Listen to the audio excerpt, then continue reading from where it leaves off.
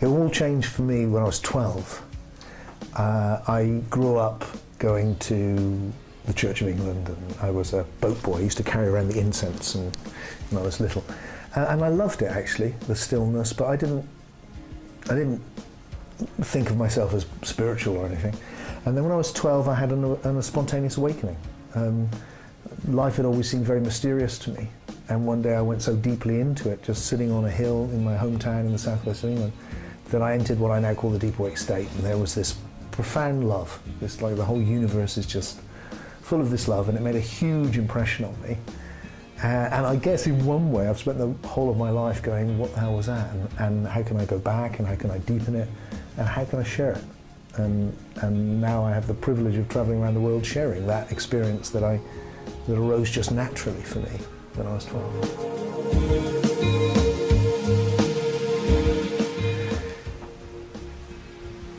When I first came across spirituality, which was for me in the 70s, a lot of Eastern spirituality had come in, and there was a real sense that, you know, the aim was to be fully enlightened, whatever that means.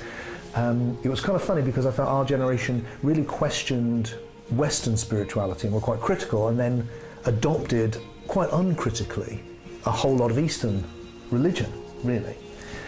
And with that came a lot of that feeling of, oh, I'm not good enough, and we should get rid of the ego, and da, da, da. And my image was, if I meditated enough, then one day I'd be some sort of uber being, perhaps, who was like, da-da. But that changed really for me.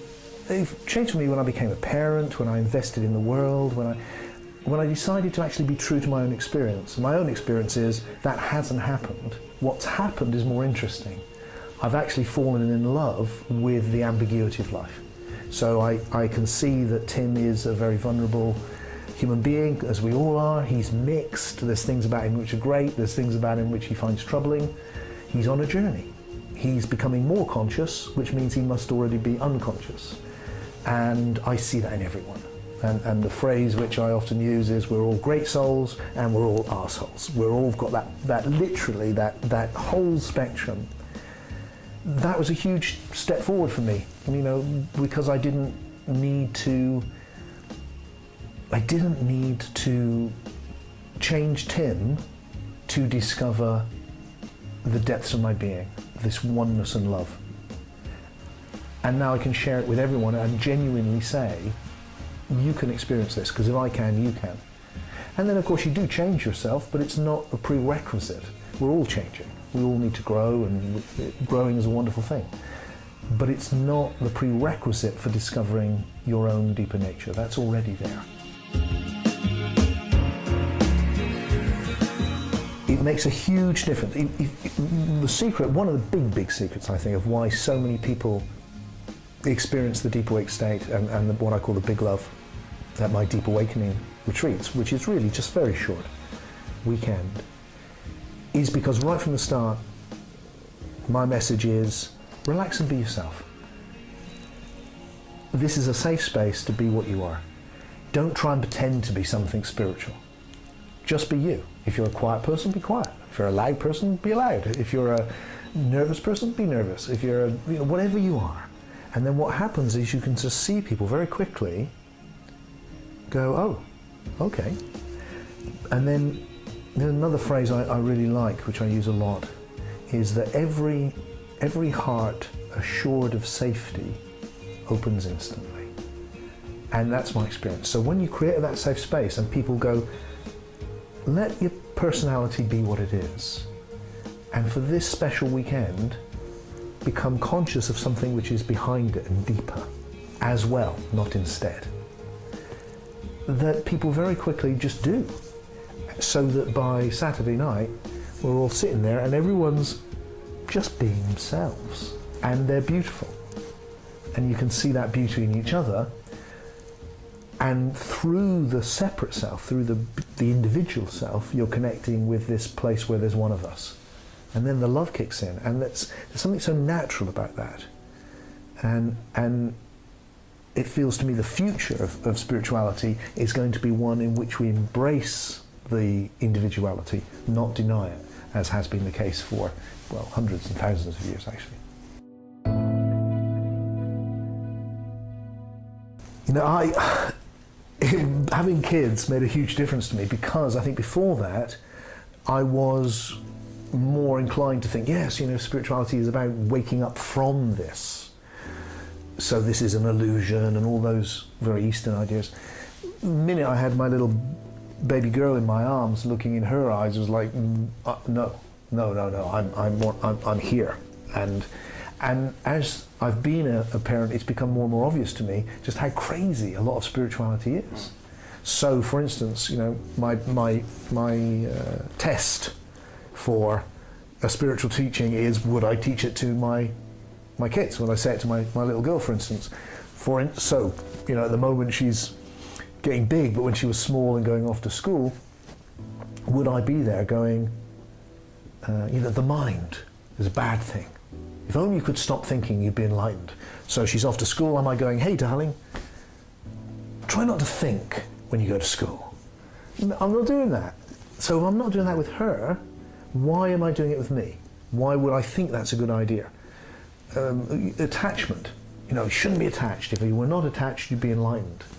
So am I with my little girl? Is she going, Daddy, I love you? Well, don't be attached. I don't think so.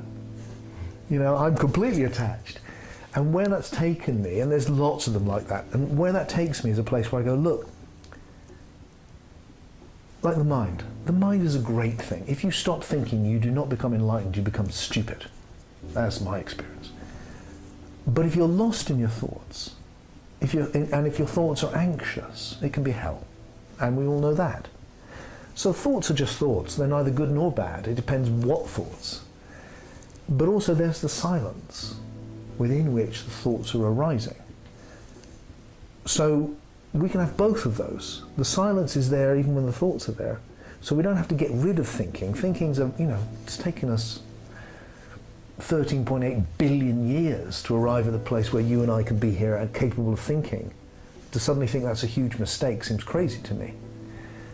But we don't want to be just thinking. Through the thoughts, we can be conscious of the silence.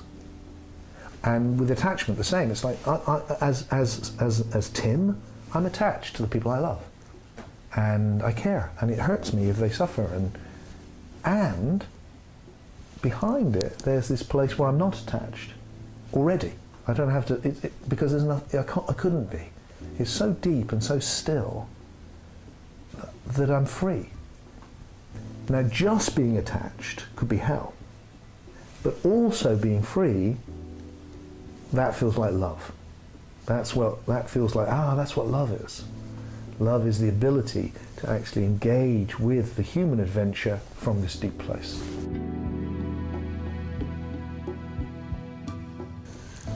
Doing the work around the Gnostic tradition and looking at the figure of Jesus was a huge moment for me, a transitional moment, partly because the book was a bestseller and that kind of catapulted me to somewhere else for a while, which was interesting. The response we got to it, the essence of the book is it's too big a story to really do justice, but the essence is, look, the Jesus story is not actually a biography of a living man, it's actually an ancient myth. It sounds like a myth, actually, if you stand back and go, someone born of a virgin and walks on water, comes back from the dead.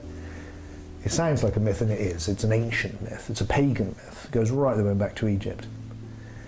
That's become quite a popular idea now. When we wrote the book, The Jesus Mysteries, in 1999, no one was saying that in the mainstream. So it was a whole new thing. The response was interesting. I didn't get any death threats, but I got a lot of after-death threats. There's a little place in hell waiting for me because I've offended Jesus. All of that stuff. And a God of love is going to torture me forever. All of which sounds nuts to me. But also a huge amount of very positive, masses and masses of lovely emails from people going, thank you, you set me free. Because they were caught in a fundamentalist ideology which was actually not setting them free, it was crushing them. So my feeling is that it had a hugely positive effect. And then, because what I was not saying Christianity is rubbish. It wasn't a myth, dismiss it. It was actually a myth. Wow. This is a story, this is an allegory. The simple thing is, it's a parable. There's all those parables in the gospel stories. Well, the whole thing is a parable. And just as if I said to you, oh, look, the Good Samaritan, there was no Good Samaritan, It's just a story. I'm sure you'd say, well, of course not. Because the point is, it's a teaching story. And the same with Jesus. Look, there is no Jesus, it's a teaching story. When you go into the teaching, which is in this myth, this allegory, it is very deep. Really, really, really deep. And suddenly the Jesus story takes on a whole new importance. And you can use it to awaken through. And for me, it kind of redeemed my Western heritage. I could now see it in a new light, and how deep it is. And in my personal opinion, it is actually really deep. I mean, in the centre of it is this idea of love. Even your enemies. Is there a deeper thought than that? That you could love your enemies. Wow. We're still, that's still reverberating through our culture, what that could possibly mean, and needs to.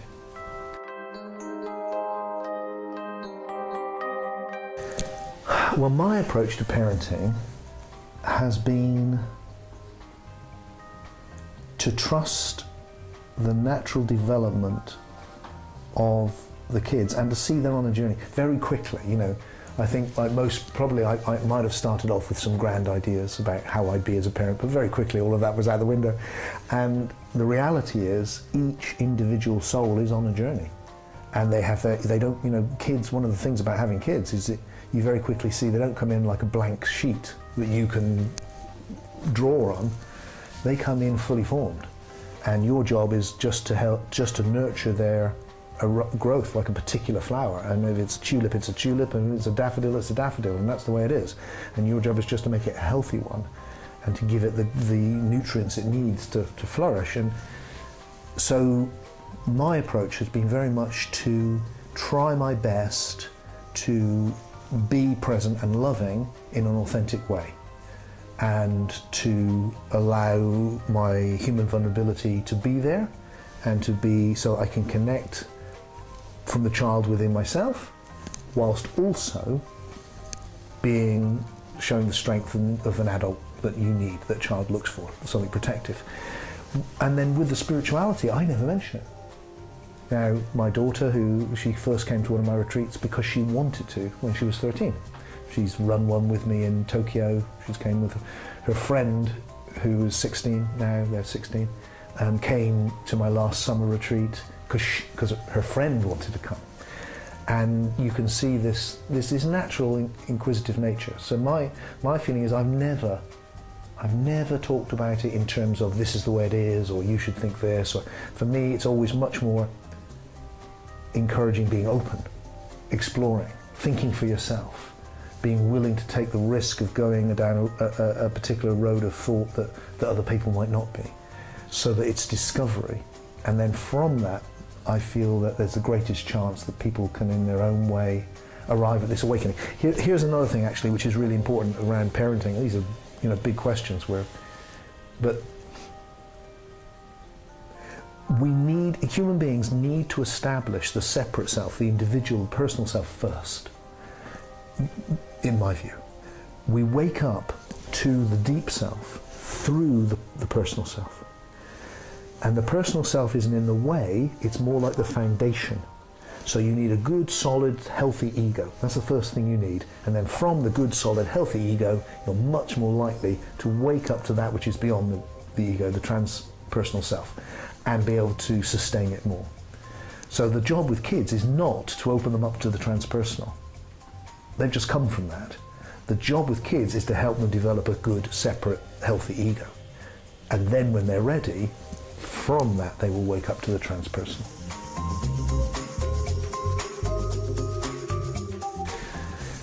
You look at all the traditions, like Jesus says be like a child, and like Lao says be like a child, and I think, what does that mean? Well, again, because I have this philosophy, which is, I call it paralogical philosophy, which sounds a bit grand. A simple way of getting it is it's both and philosophy. So it's not either this or this, often it's both this and this. So the opposites coexist. We talked about it with the idea of attachment. You're both attached as a human being, and you're not one or the other. You're both, or you're in the thoughts, but you're in the silence. You're in both, not one or the. And I feel that the child within is like that. Adults who are actually like kids are, in my experience, quite frankly, a pain in the ass, because they're adults, and they should, you don't want adults who behave like kids. But in the same way, and kids don't want that either, by the way. Kids want adults to be adults. But it's not either or. We can have both. And what happens, I think, is as we grow up, we get sucked into time, and that's great, actually, because that's where the adventure is. Kids are right in the moment. Here's another one where it's like spirituality. Just be in the moment. Just be a moment. You become like a kid. And then it's like I spend my whole time trying to get my kids out of the moment. Hey, go and do this, go and do that, when they were younger. But as you get older, you get sucked into time. And that's a good thing. But it's a sad thing if you lose that deep thing which was always there from the minute you opened your eyes, which is just playing in the moment. So what I love about this both and philosophy is it says you can have both of those. And in my experience, you really can. And you just put the emphasis where you want to be. So if you need to be a functioning adult in the world of time, you can sink back into that, okay. But then if we're here together like now, I don't need to do that. There's nothing for me to worry about. I can be here in the moment, right here with you, going, what the hell's going on? We're here, we're alive, and really present with you. And that's where the joy of life is. If we lose that, you lose the joy of life. And what I love at my deep awakenings is seeing all of these people from 13 to 85, men and women, all sorts of different experiences. And there comes a point where they're just there in the moment like kids as well. And that's magic.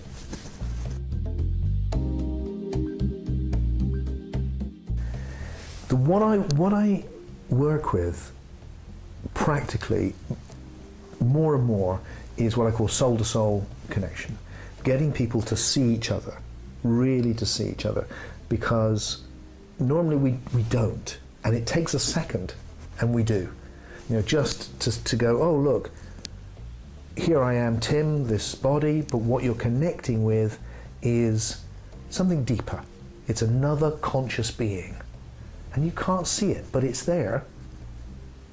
And that's what you're really connecting with. And by making that conscious, it is incredibly transformative. And you can do it in lots of ways, but just looking at someone does it. So, at my Deep Awakenings, we do that with lots of people. And quite frankly, the top of people's heads just comes off very quickly, in a sweet, sweet way, really sweet way, because it's so natural. And it's more, I've seen more transformation with that in 10 minutes than with hours of meditation, hours and hours. Because when you see it in each other, you see it in yourself.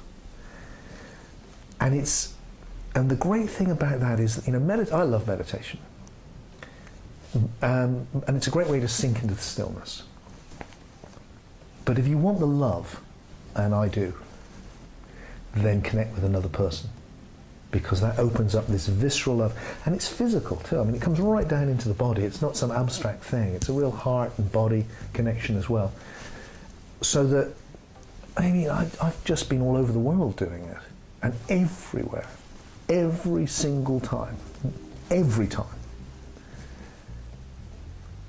nearly everybody just through this. So I'm absolutely convinced that we can wake each other up just by paying attention to our own deeper being. Meditation, you pay attention to your own deeper being. With this, you pay attention to your own and the deeper being of the person you're with, and the effect is just extraordinary in a very safe intimacy. And what I love is that very quickly you're connecting with another human being, and you're seeing this beauty which is naturally in them.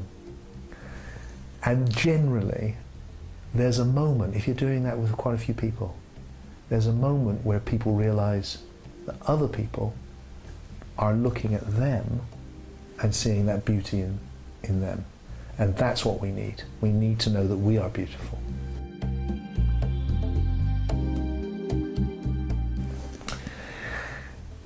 The thing I'd like to add is very simple, which is to say, there is an evolutionary process, it seems to me. It's been going on for 13.8 billion years. That's a long time. And it's arrived at now. And what is happening now is that we are these conscious animals who have become conscious of another deeper state of being, which we take for granted. We're not just only conscious of the sensual world, we're also conscious of what used to be called soul. Today we call it psyche, which is just the ancient Greek word for soul, where we think thoughts and images and things which don't exist in space and which have no material form. And we live most of our lives in soul. You know, every book exists in soul. And right now, listening to my words, the sound is in sensation, but the meaning is all in soul. That evolutionary process that has got us to soul is not finished. It's happening now, faster than ever, and it's going deeper. This journey into soul is going deeper. And my hope is that individuals can catch on to that, because the more of us do, the more of us will experience this deep awakening. And the more of us deep awaken, the more we can bring this love into the world. And it needs it right now. It needs it hugely. And my feeling is that we're just a breath away from making it happen. I'm not saying there's going to be some gigantic transformation tomorrow, although you never know. I'm saying there is an evolutionary imperative in us, individually and collectively, and why we're here, why we're alive. Why not commit to it? Why not make the most of it and engage with the journey? And my role, I hope, is to, as a philosopher, is to provide some intellectual understanding, which is clear and direct, to help people with that, and then to offer these practices so we can experience it. And then each one of us can take it away and use it in their own individual life.